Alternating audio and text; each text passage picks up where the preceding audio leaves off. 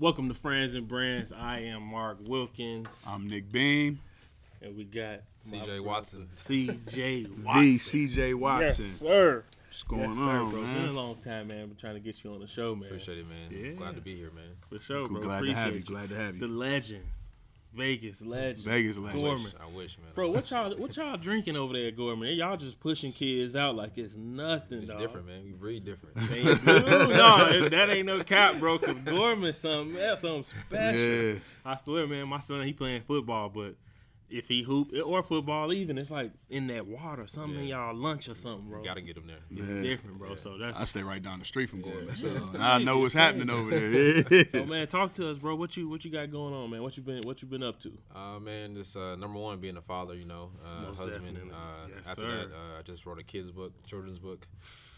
Just trying to tell my story, how I saw my upbringing, all that kind of Yes, stuff. sir. And the That we trials definitely and will get tribulations, into. And just have a foundation, and that's really about it. Yeah, bro. How did you come about, being from Vegas, starting your foundation? Because that's a lot of things that, us guys coming from inner cities, we want to give back and to our respective areas and the kids that's in those communities. Now, like, how did you come about that foundation, and what are you catering to?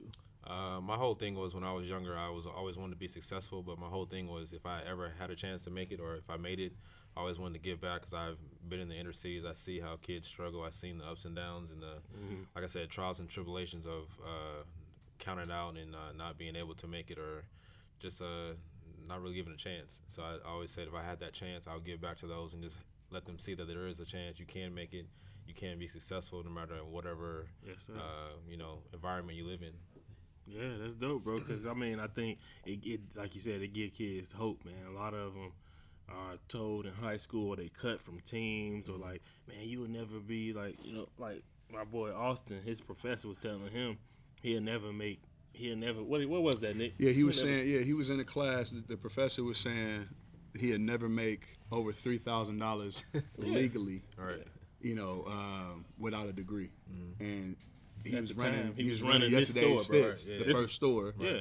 And his account, he's getting that type of money. So he's looking like, how you telling me that? But I'm actually making it happen right now. It's outdated information. You know what It's I mean? just that piggybacks on what you saying, showing kids like, yo, you can do this, whether you hooping, playing baseball, anything, football, and that's why we get into your book. It's like, yo, you created a book based off your journey, but made it where kids at the base level, like I said, my kids got it on they fire tablet. They love it, bro.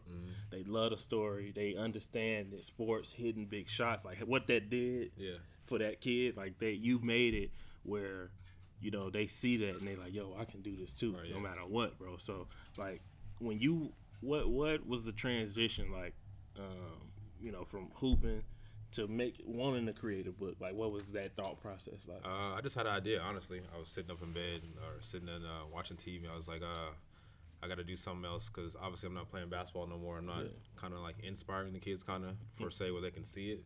But I just want to do something where I can tell my story and say, this is what I went through. This is the path that I took, and to also inspire the next generation coming up who might see the same path or kids who might not even be on the same path or the same journey, but still have hope, like I said, to be able to make it whatever lane they want to get into. Doctor, lawyer, teacher, basketball player, whatever it is, just be the best you can be. Wow, man, what was the steps? Like, people say, man, I want to write a book. What was the steps? Like what's the process of becoming an author? This is exactly how it happened. I had a coach when I was 16. Me and my mom went to Italy when I was 16. We couldn't afford it, so we went to our church. We went to a big church at the time, Second Baptist, which is in Vegas. Okay. So we passed out flyers, asking for donations, this and that. Yeah. So we came up with the $5,000 or however much it was to get to go to Italy. And my coach there, he wrote a book. So I called him this summer, like in April.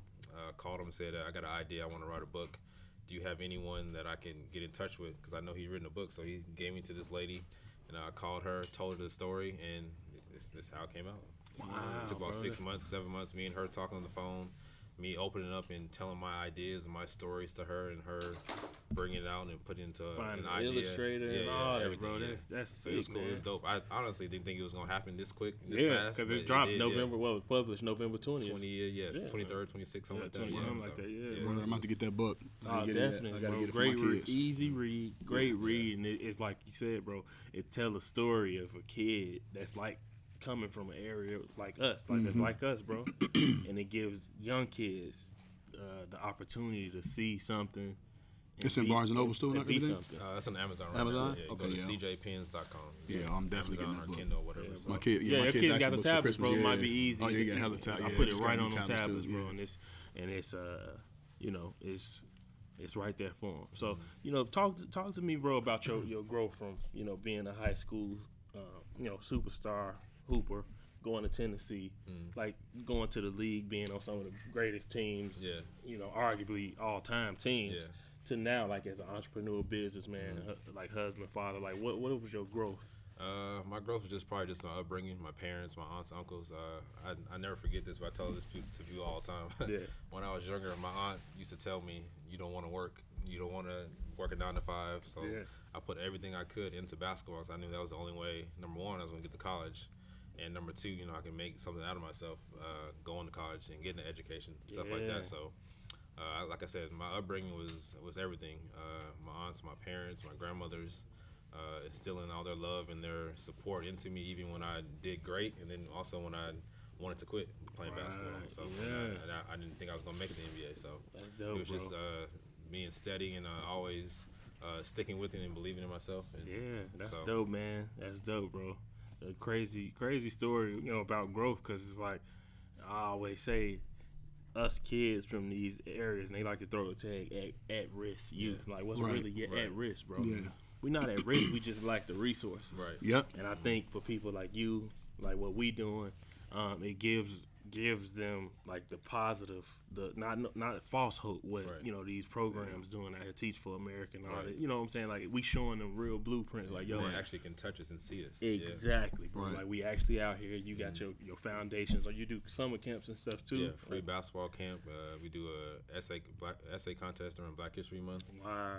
Usually when I was in the NBA, we would fly them to the different cities I play in and give them a limo ride and tickets to the game and give come them on the exposure. court. Yeah, everything. See, that's different, bro. Because honestly, until I played in the NBA, I never went to an NBA game. That was the time I played in the NBA was the first NBA game that I played in. I went to. Wow, bro. So I know a lot of kids that never. If I never went to an NBA game, I know there's a lot of kids that never ever dream about going. See, hold on. I got two. I got to ask. It's two parts of that I want to ask though, because you said the biggest thing is you used to fly them around, so you're giving these kids this exposure, right? In Las Vegas, being in Las Vegas is a very transient place.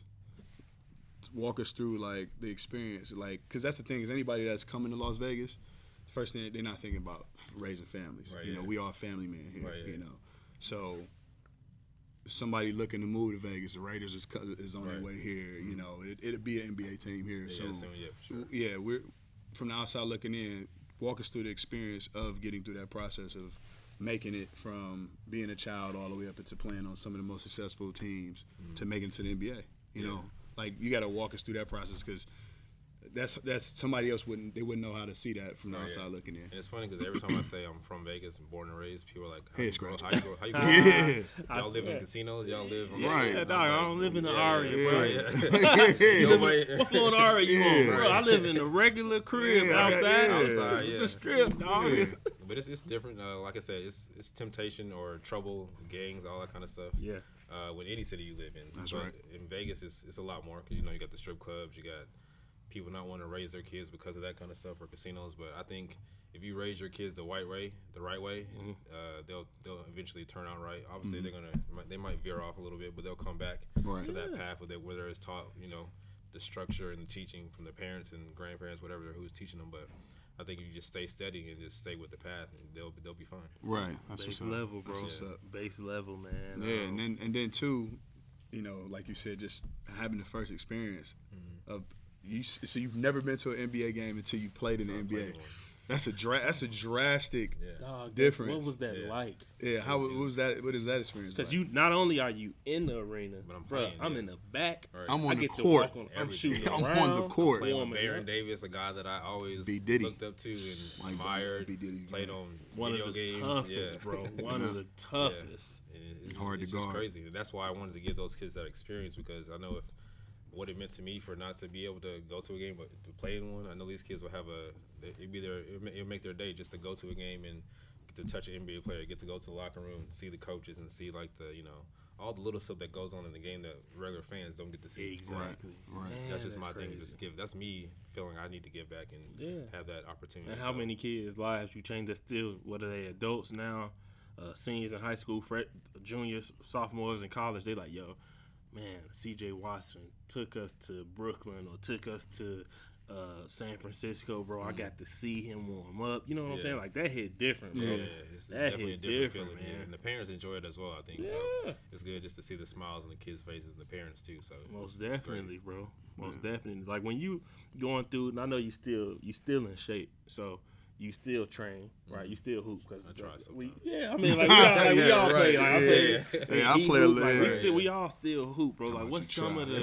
I don't believe that, bro. I try. you Nah, tired, man, yeah, you don't you, wanna bro. do I feel you. Y'all just won the ship and didn't. No, we lost in the Y'all championship. lost in the championship. Yeah, Okay, but y'all made it there, bro. Yeah. Like, you played with Nitty. That's my homie, Yeah, bro. yeah. Nitty, that's my brother, Frank man. got So, game. yeah, like, y'all was really running the table. You stack, like, y'all was. No Y'all one was, thought we was gonna get that far. I don't think. dog, I know from Everyone the jump. counted us Because, out, yeah. Yep, because everybody like, yo, they got you Young, Frank Yeah. Young. They like, bro, they didn't get They got no experience. Right. Yeah. Y'all, man, they was. I think that running. was the most exciting team to watch. It was. in the Big Three. Yeah. You know, But because I was that watching show you- Nitty. I was watching Nitty earlier in the summer. I Show was you like, what man, the he gonna youth cause do, some bro. problems. Him and Nitty had Yeah. some like that. You could like stacking them guys at the game, right? Yeah. We know what they're gonna do, And they but seasoned. they had that young game. Yeah. You know what I'm saying? You when you young and Fans got want to see kind of. Exactly. Yeah, that's what I'm saying. Yeah. I mean, I like the whole concept of the Big Three. You know, I think it's genius for multiple reasons. Obviously, Ice Cube behind it. because then is they more genius. lowered the age a little bit. Yeah, That's they lowered the requirement. age. Yeah, and that was my biggest thing. I was like, you know, I don't mind seeing the veterans, but I think ultimately you got to give other players that ain't getting the behind the scenes politics. They can't get to. They don't have the political background to get into the NBA. Because let's be honest, and you know, you don't got to go all the way in, or you could. There's politics to get in the NBA. oh, it's You know what I'm definitely saying? So anything like, you do in life.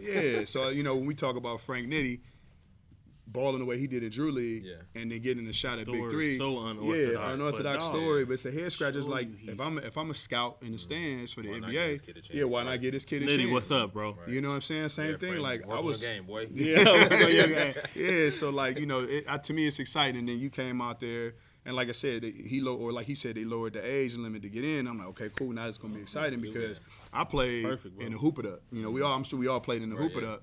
And them 3-on-3s is intense. Yeah. You know, I don't care if it's half court or not. It's really intense. gonna You bring know, the best so- out of you. That, the Sure, yeah. physicality in the Big Three is like you ain't gonna see that nowhere. It ain't in the Bro, league. it's I'll only tell you it's that. 3-on-3. So look, you can't. And You know, if you got got Gary 5 Payton on out there yeah. talking crazy shit. Yeah. GP out there talking. Yeah. Wrong. You want to fight him after you game? You Oh, fight him. all of them, bro. They Mahorn, all Oak, Mahorn, Kenyon they- Martin. They really Bruh. talking, bro. It's like, yo, Bro, you're not on the court. Close your Right, mouth. Yeah, shut up. Dog, Man, even but- on the court, all the shit Yeah. talking on the court. Gilbert Arenas, bro. I think the Even GSU. on Instagram they talking shit. Yeah, bro, that's what I'm saying. that's And that's the crazy thing is the shit NBA is you got the NBA, it's a brand. You And can't the do brand that. is That's you what you can't. do, Yeah, yeah. Big Three is like you could get Whatever, they yeah. trash Get talking in busy, the bro. summer. Yeah, in the Y'all tryouts. really got busy, and I think I've been watching it from the jump, like when JYD and them started. Yeah, shout out to JYD. We got to play them in the Even championship up of to lifetime. now, bro, it's just like something to watch. Like I was really watching, like when Will Bynum, Yeah. when he came into the league, bro, it was just like, yo, that's another energy. Just like bringing you, Nitty, Right. Yeah. the rest of the guys in, bro. That's a whole nother Yeah, ISO Joe. Will can cook. Yeah, ISO Bro. Joe is huge. Unguardable. Yeah, I seen him walk. Nah, Listen, that's what I was like, yo, how do you guard this? bro, dude? you can't guard Joe, You can't man. double team in the Big Three. Nah. No. 3-on-3. That's what I'm saying. You get it's And that's why I think the you're more beauty likely of to it get is. exposed. Yeah, you You know what I'm definitely saying? Like exposed, it's 3 of y'all. It's like my 3, your 3. Yeah.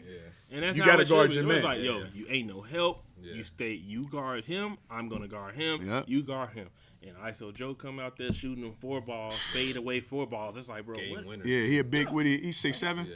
What is he 6'7"? 6'7". He a big 6'7" too. Like he ain't a lanky 6'7". He He's solid. yeah, he's stocky country dude. strong, Yeah, too. country strong. Country strong. I seen him working out at Lifetime. I was like, oh man, this is gonna be trouble. I'm tuning into this for Yeah, sure. bro. But no, that's dope. Yeah, so we know you still got it in the No, system. that's what I'm We saying. know I'm you saying still that, got yeah. the hoop games, CJ. You ain't Yeah, you bro. ain't got to be humble, fam. Yeah, You know what man. I'm saying? But I feel you said something that we kind of got swept under the rug. You said you kind of just you tired. Yeah. You know, like you got to talk about that experience because the NBA is a brand, as we mentioned, a big major brand that we all love and enjoy. You know, but there is a side of it. It's the business side of it. Right. So, you know, if you want to share some of the experiences you had behind the scene, the inner workings of having to go through that channel, you know, to be the successful player that you are. Because let's be honest, you have a longer career than a lot of people. You know what I'm saying? Like, and I'm talking about, like I said, great roles, great positions, exactly. great teams, great bro. team. Yeah. So you wasn't just,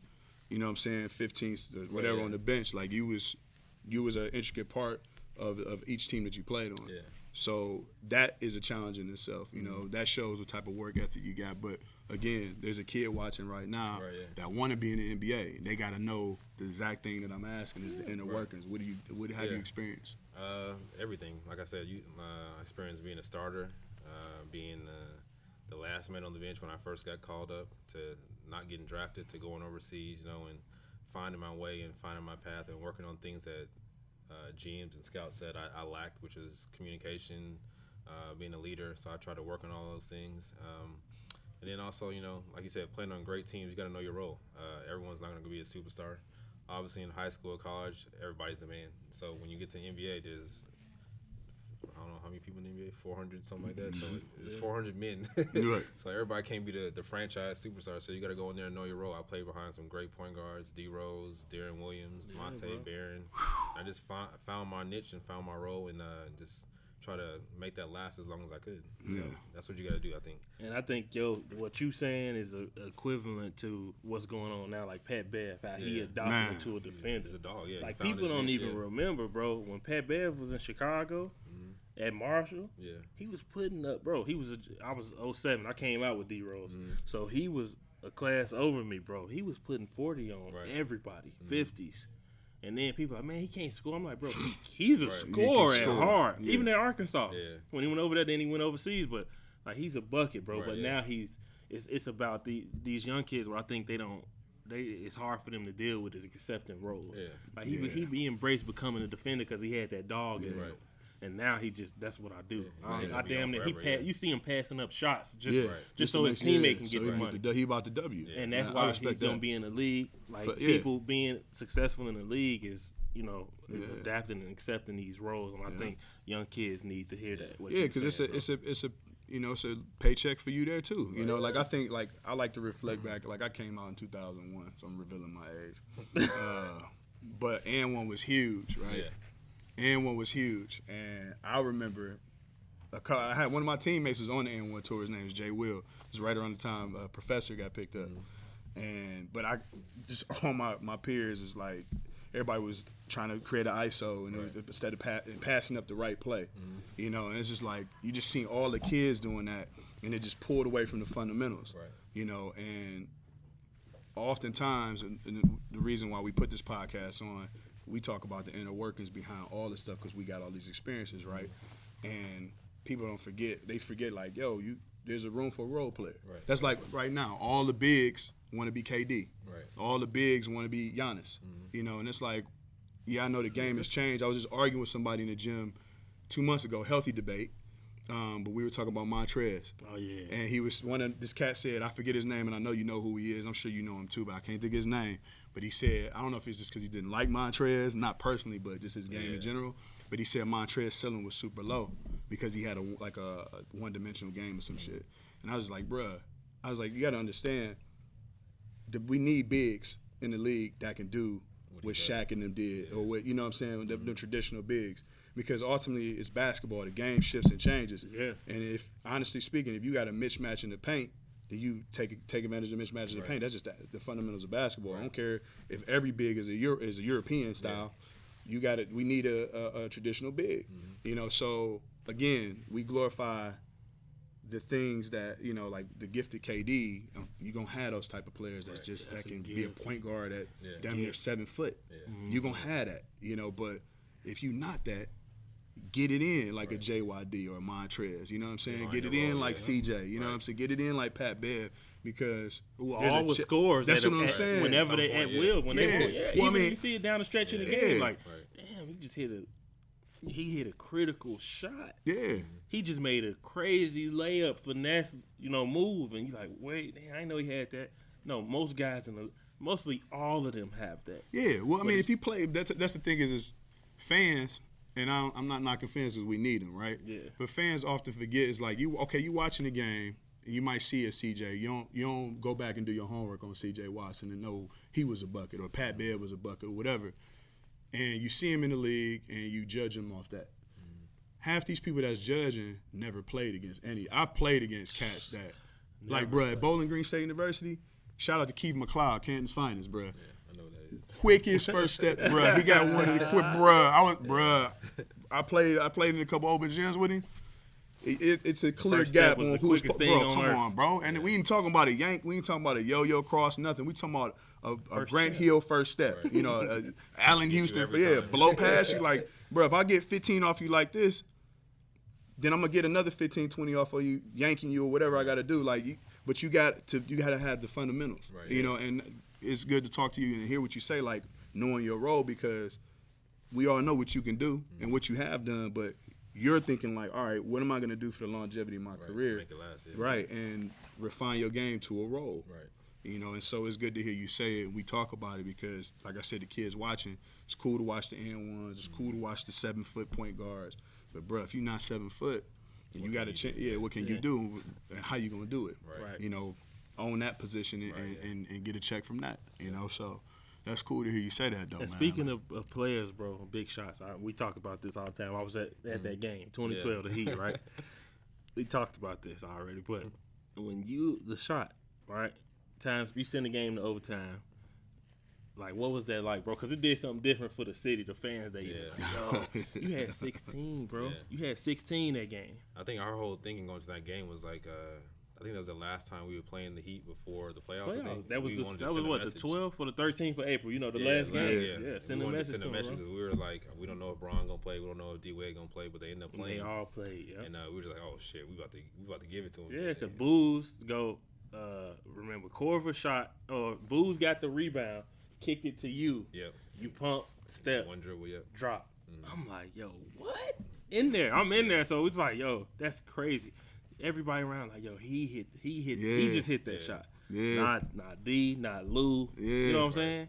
So like, what was that like for you? I saw you running to the bench like smiling. It was big because I think that was the first game D Rose came back because he was injured, I think. Yeah. And he didn't know if he was gonna play either, so it was just like, I don't know, because when you a bench player, you don't ever know if the starter's gonna play, how many minutes you're gonna get. So Right. you still got to go in focused. Like, I'm gonna play my same minutes, and if I get more minutes, I'm gonna be more productive getting those minutes. So and then when the ball came to me, I just know it was 2 or 3 seconds up. I had to get it up and just let it fly. That's what me and y'all going in that bag. Because if you ain't got no bag, you ain't pulling it out. Yeah. You damn near just gonna miss the shot clock and it's over. Yeah, it's a wrap. He went into his bag, y'all. Yeah. And that's a tough shot. Step back 3 with a Who was Hall that? of Famer in Who, your face. that's what I was about to say. D-Wade. D-Wade. Yeah. One of the greatest Yeah. defenders. Yeah. Not only the greatest defenders in the Yeah. league. Like, dude, Easy. that was a tough shot, bro. Yeah.